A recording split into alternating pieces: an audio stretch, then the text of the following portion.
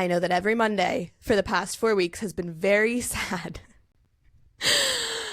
I know that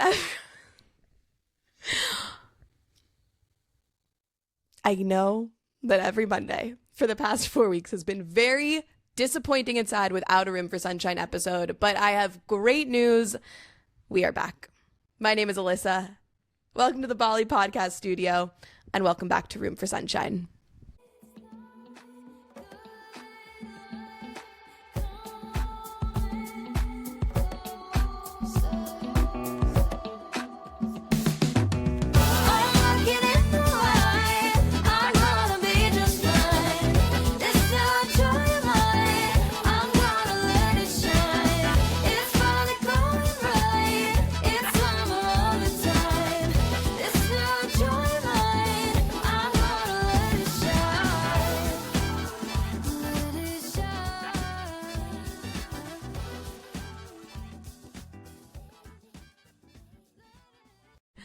I don't know if you missed me, but I missed you.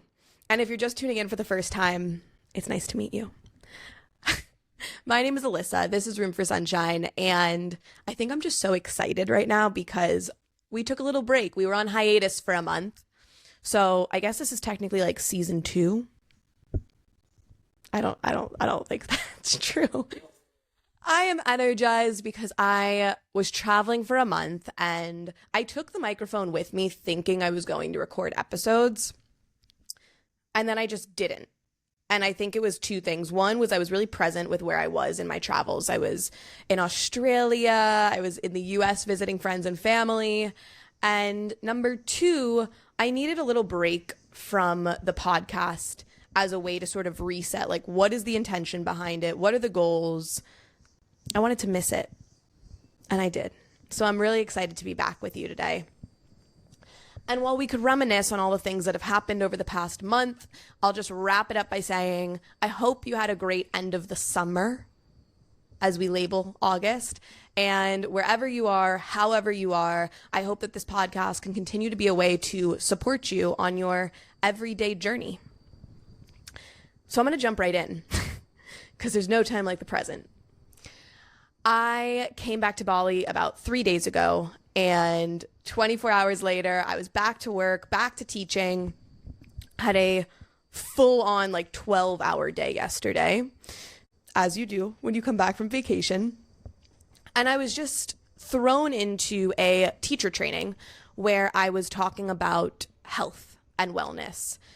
And it was one of those contrasts where I was talking about something that I try to embody and normally embody, but in that moment really didn't feel like I was connected to. And we were talking specifically about women's health and hormones and the menstrual cycle. And there I was sitting talking about something that had caused me multiple panic attacks over my trip because my hormones were out of whack and out of cycle. And I was kind of just going through a lot of different processes where I was in woman mode where you're trying to get things in line and they're not always in line, and then it scares you and you're like, period come, and all of these things and these stresses of being a woman that I don't think get talked about enough. And as I was talking about this on the teacher training, I felt like I knew all of the things I was saying, but then at the same time, I was just coming back from a trip where I had my own emotional roller coaster of visiting people and experiences. And there I was thinking I got to take care of myself. I got to take care of my own mental and emotional well-being in order to continue to practice and preach these things at the same time. And so there's a million ways that we could dive into all of this. But really what I just want to talk about today is spending time getting more connected to your physical body. So if you're a woman, that could involve your menstrual cycle. It doesn't have to be, though. It's really about how can I be in touch with my physical self, because so much of that is related to our mental and emotional self. And now as a woman, what I can speak to is I was on birth control for years of my life. This is very personal, but it's also why are we not talking about this? I was put on it at 15 or 16, as tons of girls in America and in Western society are. And then it wasn't until I was in Bali 2 years ago that I was like, oh my God, I have had these hormones in my body for 10 years and I felt suffocated. I was like, I don't even know what it's like to not have this running through my system. And so I went off birth control, and when I did, it completely like, I don't even know how to put this in words. It changed everything. It really did. It opened me up to parts of myself that I had never really been in touch with. It connected me with my feminine in a way that I had definitely never really been in touch with. And it made me so much more acutely aware of who I am and like how I operate and what I need. And it was such a intense but beautiful like homecoming of sorts, where I started to really feel the nuances of my body and started to understand how my cycle works, not when it's being controlled, but when it's happening in a natural way. And I say this on this podcast not to be like, go off your birth control, right? I am all for like whatever you need to do for you. And I take on a different level of responsibility by not being on a pill. But why I am sharing this today is because I have noticed that so many people in Western society are disconnected from their bodies and not spending the time to get to know their bodies, right? And so a lot of people have therapists. So they go to therapy every week and they talk through all of their issues or problems, but then they're not spending time physically like in the body. And there's countless books on this. The Body Keeps the Score is a famous one, but our body holds so much wisdom, so much information, positive, negative, neutral, just memory. Like, we are a living organism that has experienced however many years of life you've experienced. And so what I encourage you to do this Monday is to spend a few minutes trying to connect with your body. And what that could look like is literally just touching different parts of your body from head to toe and like feeling your wrist, feeling your hips, feeling your knees, and just breathing into your body.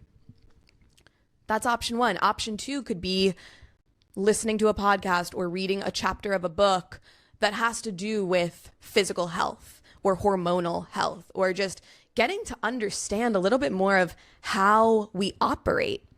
And I think by spending more time educating ourselves on our body and prioritizing that, we can really start to understand what we need at different parts of our cycles of life, our menstrual cycles, our cycles within a day. And yesterday, I was kind of like in this, I was like, I feel bloated, I feel emotional, I feel heavy. And then today I woke up and I was like, oh, I know where I am in my menstrual cycle. Of course that makes sense that that's how I'm feeling. And I can then go, I'm going to cut myself some slack rather than being judgmental about why I was feeling that way. So really what knowing more about ourselves does is, at least for me, it creates more permission and forgiveness around why we are living the way we are or thinking the way we are. And again, I could talk about this for hours. I'm also not even an expert in this topic, so I'm not going to talk about it for hours. But I am going to ask of you this Monday that you do one thing to become a little more connected to your physical realm, whether that's touching, eating, physically working out, reading, educating. Like, spend a few minutes trying to ask your body what it needs and what's going on. And if you are a woman, I really encourage you to get to know your menstrual cycle a little bit more, and just start spending a little bit more time with what we call feminine and masculine, and feeling into like what we need and what's going to support us. So that's my talk for the day. Inspired by being on a training where I was talking about periods and getting all these questions and being like, I'm emotional myself, so I'm going to do my best to be honest, but really I just want to like cry. But in all seriousness, in all truth, I'm really excited to be back on Room for Sunshine, and I'm excited to be sharing the realness of wellness and mental health in small bits with you. So thank you for tuning in. Please share the podcast with a friend at Room for Sunshine. We are going to be building up this community. So if you follow the page, there's soon going to be meditations, yoga classes, little things that you can do in your daily life to start incorporating this beyond just the once a week podcast. So follow at Room for Sunshine. Send us an email if you have any questions, DMs. I can't wait to hear from you. And I'm so excited to be back with you. My name's Alyssa, and I'll see you next Monday.